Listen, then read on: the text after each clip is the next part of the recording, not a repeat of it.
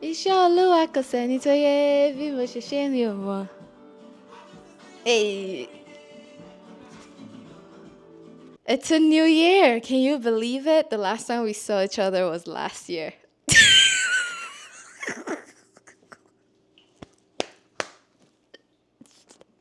Yes, yes, I know. I'll let myself out. I'm on my way out. I'll be on my way out if I didn't have to make this video, but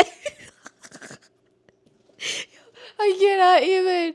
But hey guys, welcome back to my channel. Welcome back to my YouTube. So lovely to see you here again.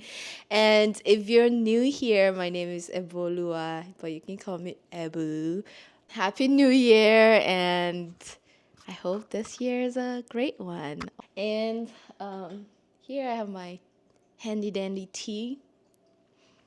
And today's video is going to be about the lessons that I've learned in 2024 and that I'm bringing into 2025.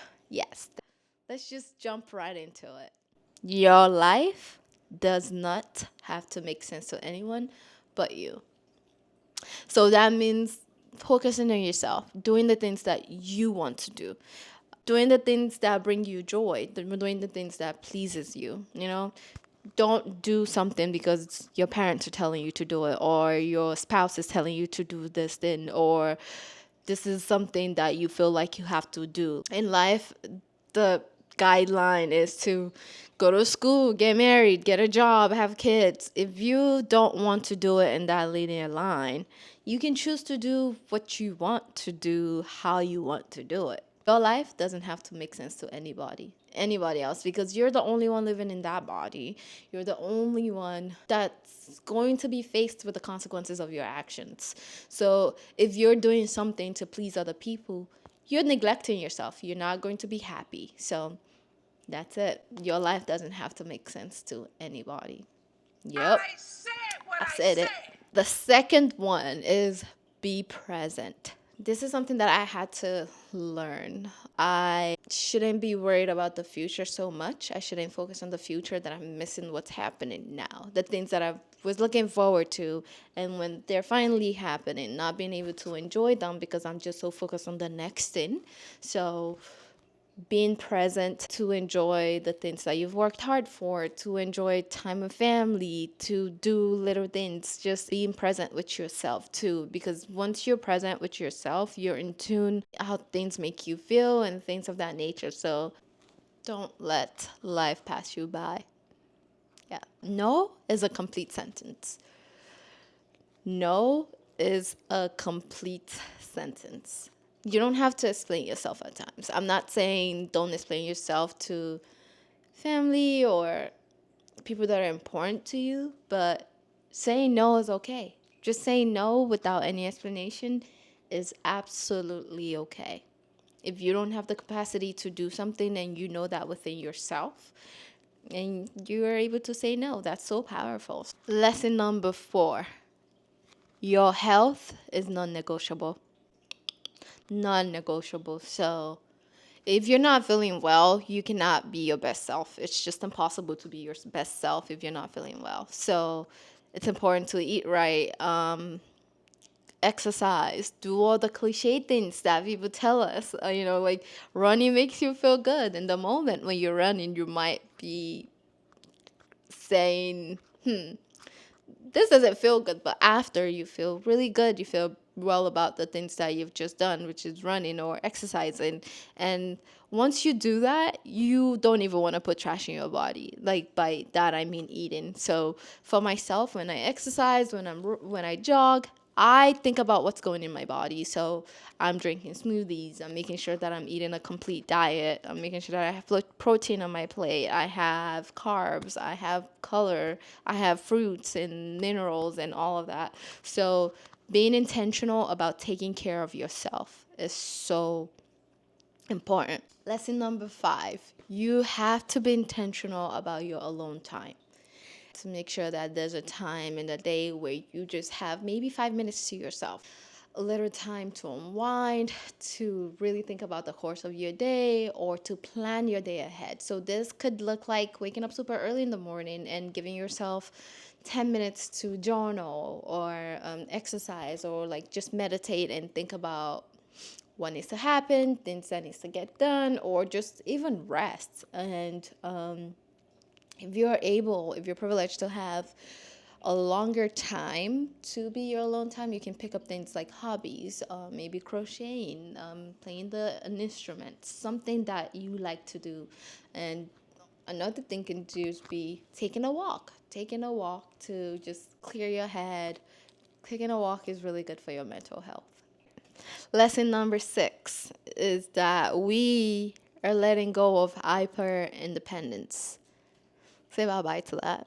Say, I'm gonna ship you and drop you in the middle of the ocean and never see you again. Yes, that's how we're doing that. We're saying goodbye to hyper independence.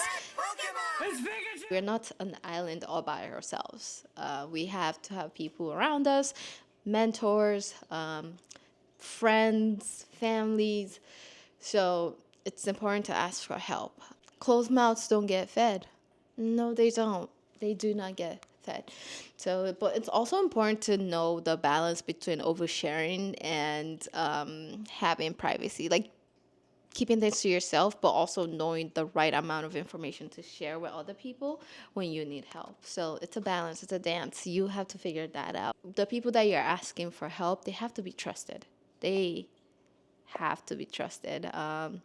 So, yeah, figure out the people that you know that you can ask for help, people that got your back, and yeah, you can ask for help. Ask for help. Look at me again. Ask for help. The number 7, it's okay to make mistakes. It is absolutely okay to make mistakes. But what you're going to do after the mistake is what matters, right? You're going to pick yourself up, look into the situation, look at what you could have done differently, and learn the lessons from that and apply that to your life. But it's okay to make mistakes. We're human. I I don't know anyone who's never made mistakes ever in their life. So it's absolutely all right to make mistakes. And it's better to have tried and fail than not to try at all. Because you will always think about the what if. And sometimes you might live in regret of not doing that thing. But if you've done it, you know that you've tried. Even if it doesn't work out, even if things didn't go the way you had planned it to go. The next lesson, it is important to learn how to deal with conflict in a healthy way. So this could look like having difficult conversations.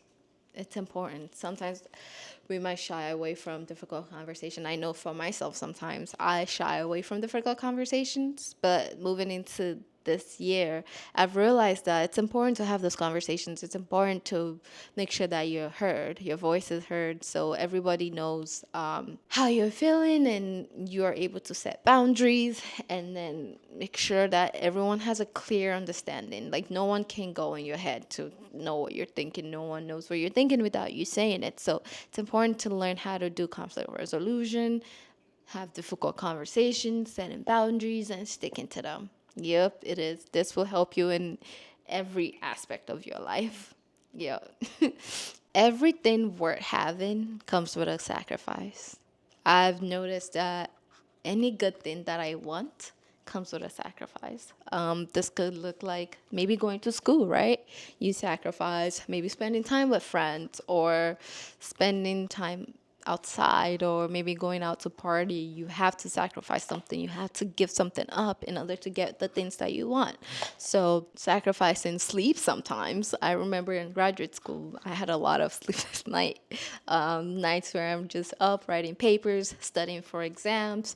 So anything good that's worth having or that's worth it is not going to come without a sacrifice. Another one that's so important, especially in this day and age, is comparison is a thief of joy. I want you to remember that people are not posting your day to day on social media. People are posting their highlight on social media. So It's important to know that before you compare yourself. I would say instead of comparing yourself, I would say be inspired.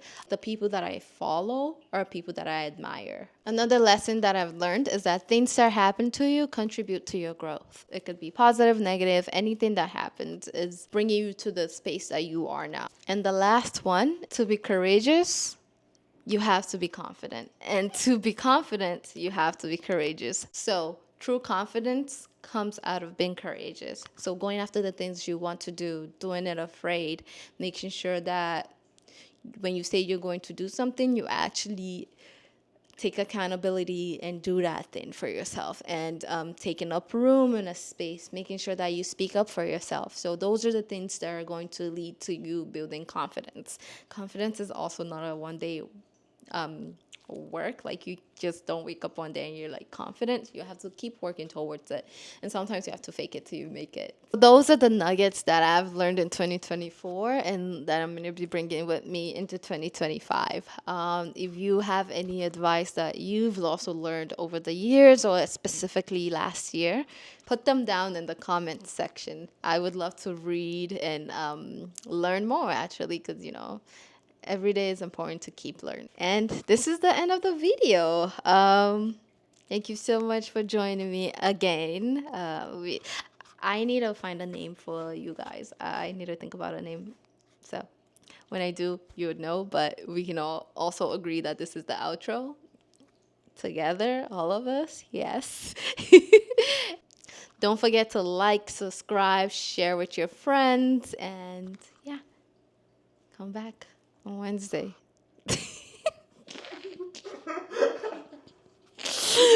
Okay, that's it. Bye, everyone.